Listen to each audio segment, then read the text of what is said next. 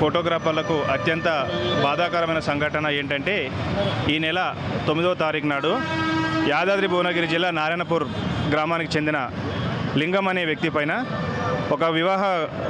ఒక శుభకార్యంలో ఫోటోలు చిత్రీకరిస్తున్న సమయం లోపల ఆ వివాహ శుభకార్యానికి సంబంధించిన బంధువులు వచ్చి తమ యొక్క సెల్ ఫోన్లో ఫోటోలు తీయమని అడగడం జరిగింది.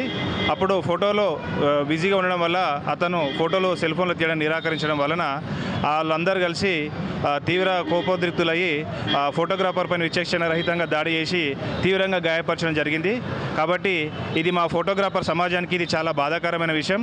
కాబట్టి ఇలాంటి సంఘటన భవిష్యత్తులో పునరావృతం కాకూడదనే ఉద్దేశంతో తెలంగాణ వ్యాప్తంగా ఉన్నటువంటి ఫోటోగ్రాఫర్లందరూ ఐక్యమత్యంగా ఉండి బాధితుడికి అండగా నిలుస్తూ ఫోటోగ్రాఫర్పై దాడి చేసిన వ్యక్తిని కఠినంగా శిక్షించాలని చెప్పేసి కోరుకుంటూ మొత్తం రాష్ట్ర స్థాయి లోపల ప్రతి జిల్లాలో ప్రతి మండల కేంద్రం లోపల ఫోటోగ్రాఫర్లందరూ ఈ విధంగా నిరసన తెలియజేస్తూ భవిష్యత్తులో ఇలాంటి పునరావృతం కాకుండా మేము స్థానికంగా ఉన్నటువంటి శంషాబాద్ ఆర్జీఐ పోలీస్ స్టేషన్లో ఇన్స్పెక్టర్ గారికి కూడా మేము ఒక వినతి పత్రం ఇవ్వడం జరుగుతుంది దర్పణ్ అసోసియేషన్ ఆధ్వర్యం లోపల.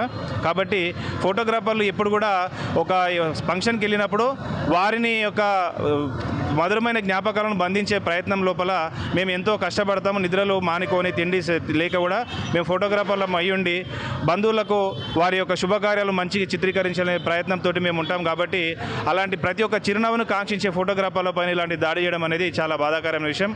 దయచేసి సమాజంలోని ప్రతి ఒక్కరిని మేము అభ్యర్థిస్తున్నాం ఏంటంటే మేము మా వృత్తి లోపల బిజీగా ఉన్నప్పుడు సెల్ ఫోన్ తీసుకొచ్చి మమ్మల్ని ఫోటోలు తీయమని చెప్పేసి అడిగి మా విధులకు ఆటంకం కలిగించకండి, మమ్మల్ని ఇబ్బందులకు గురి చేయకండి.